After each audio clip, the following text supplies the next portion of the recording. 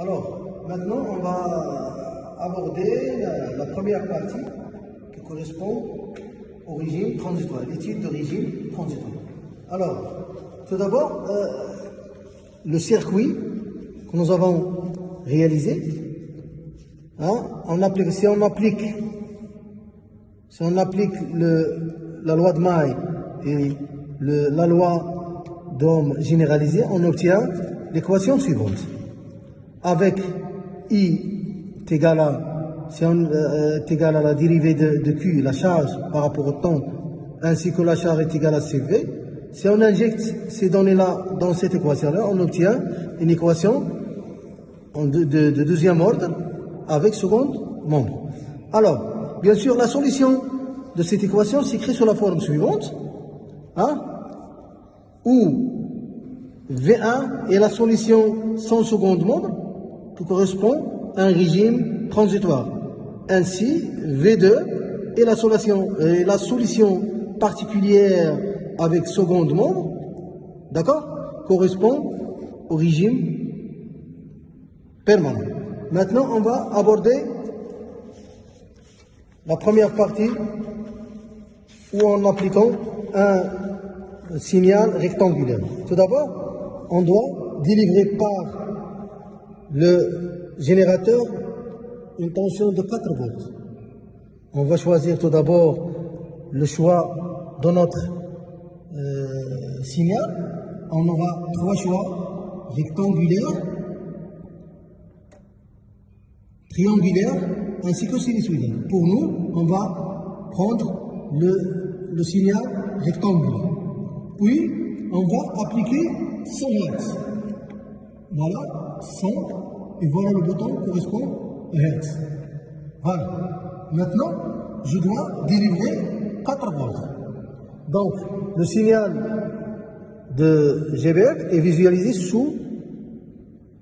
au niveau de la voie 1. D'accord? Donc, comme vous avez comme sensibilité 2 volts, ça veut dire que chaque carreau correspond à 2 volts. Pour avoir crête à crête ou pour avoir une valeur maximale de 4 volts, je dois avoir crête à crête 8 volts. Ça veut dire 4 carreaux. Un carreau correspond à 2 volts. D'accord?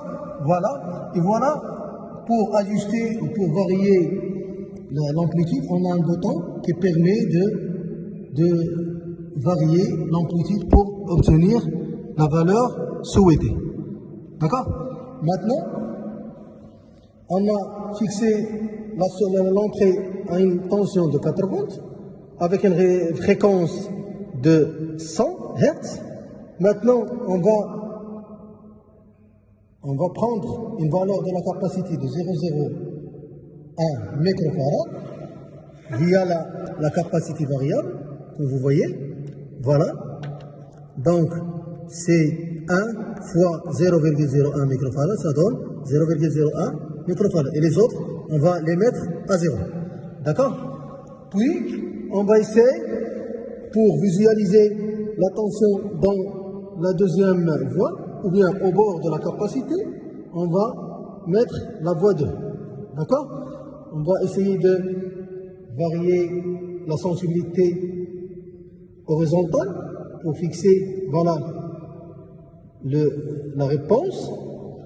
Puis on va essayer de varier la résistance de telle sorte à avoir un régime qui ressemble à ce régime-là.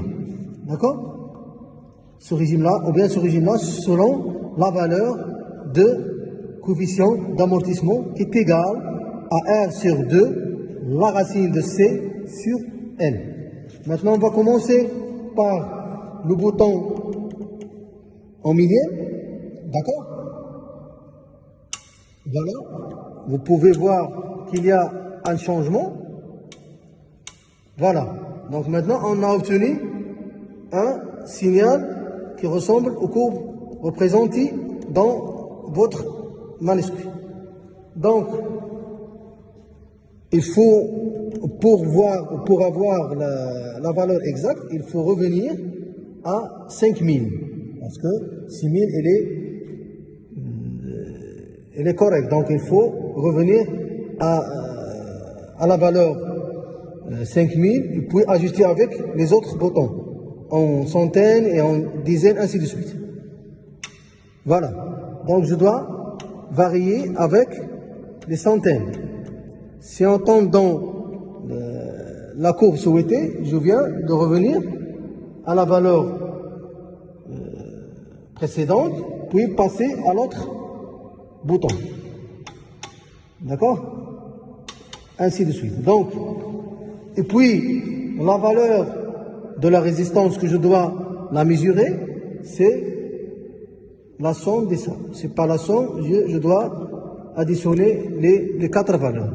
En millième, en centaine, dixième et pas unité. Donc, voilà, ici, vous avez 5432. Donc, 5432. D'accord?